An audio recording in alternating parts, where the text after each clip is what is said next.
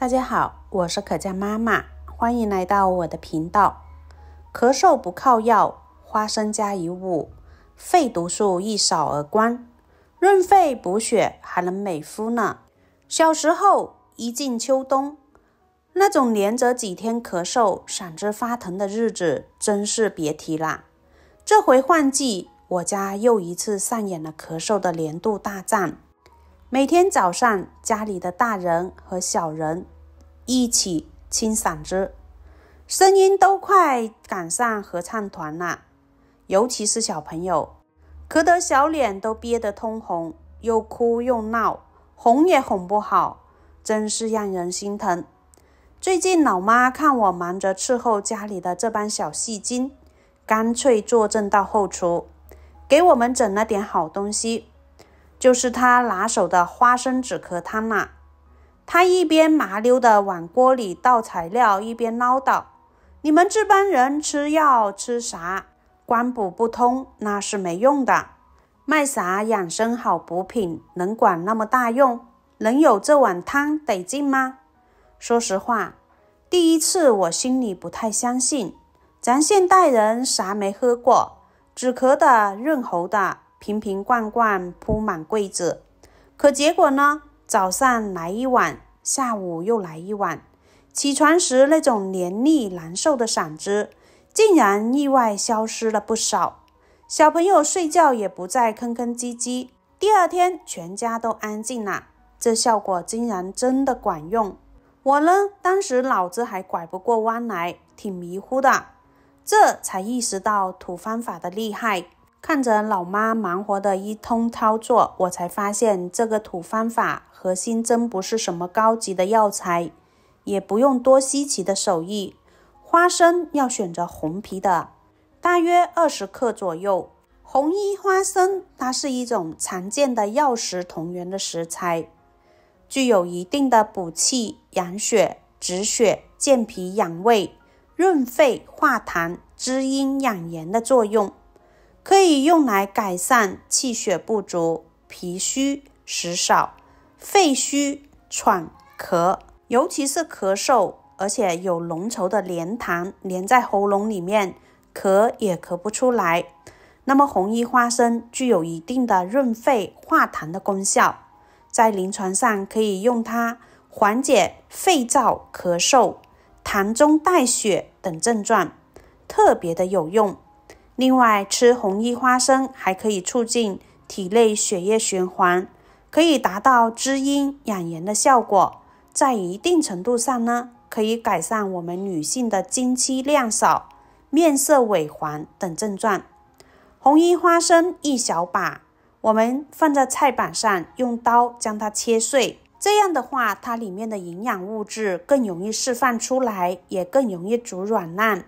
另外呢，红衣花生中的营养也是特别丰富的，含有蛋白质、维生素、氨基酸和不饱和脂肪酸、膳食纤维等等的营养素。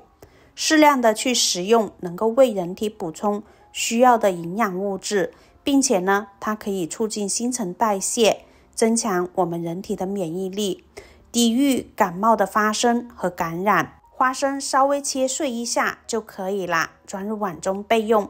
这个时候再来准备一小把的百合。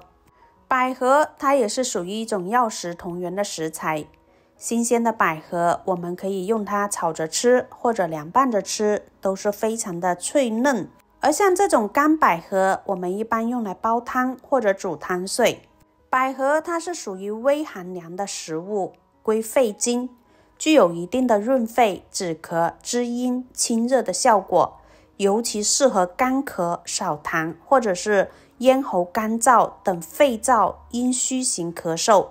百合中含有丰富的连叶质，这种成分能够滋润咽喉和肺部的黏膜，缓解因为干燥或者是炎症引起的干咳、咽喉痒、痛。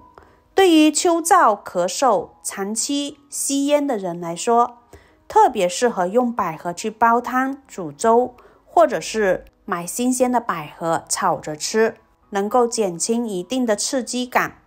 从中医的角度来看，百合能够清肺热、养肺阴，特别适合肺型燥热、咳嗽，或者是口干舌燥、阴虚火旺的咳嗽去食用。不仅如此，中老年朋友经常吃一些百合汤或者百合粥，还能起到一定的安眠作用。咳嗽严重的时候也会影响睡眠，而百合中的秋水仙碱有一定的镇静作用，能够帮助缓解焦虑，改善睡眠质量。百合的量不需要太多，一小把就可以啦。接下来呢，我们再准备一小块的红糖。有人可能会想，为什么是用红糖呢？因为我们的红糖它是属于温补型的，而百合它是属于寒凉型的，这样就可以中和它的凉性，可以起到一个缓和的作用。红糖它含丰富的铁元素和多种矿物质，能够有效的缓解因为风寒、感冒引起的咳嗽症状。红糖中的糖分呢，可以刺激唾液分泌，有助于稀释痰液，减轻咽喉干燥和刺激感。红糖还具有一定的温补作用，特别适合体质比较偏寒的人群，或者是咳嗽期间去食用。接下来我们准备一口锅，把切好的花生碎倒入锅中，红糖和百合也一起加进来。这个时候我们要加入开水，注意加入开水煮出来的花生汤，它是奶白奶白的，特别的湿滑，好喝的哟。然后呢，盖上盖子，先用大火煮开，转小火煮20分钟。这里提醒大家一下，花生一定要选择红皮的花生。红皮花生有一定的滋阴、养肺、养血、补血的作用，这个非常的关键。在煮的过程当中，就能闻到那种花生糖的香气满屋飘着。煮了20分钟之后，我们关掉火，让它再焖一会儿，大约再焖个5分钟，就可以装入碗中开吃啦。用花生搭配红糖、百合一起煮，这种搭配的讲究，脾为生痰之源，肺则是痰之器，它早就润物细无声的藏在我们的餐桌上。老人家也没啥专业的术语，琢磨起来全靠日常经验堆积的，把身边最简单的种类转化成最实在的养生工具，那种慢慢悠悠的智慧，比杂志昂贵的养生网红产品更为贴心稳妥，对吧？如果家里正赶上了小朋友，或者是自己嗓子不舒服，指不定就能帮上你哦，赶紧收藏起来试试吧。今天的视频分享就到这里啦，希望能给您带来帮助。喜欢我的视频呢，记得点赞、关注、加分享，感谢您的支持，我们下期再见。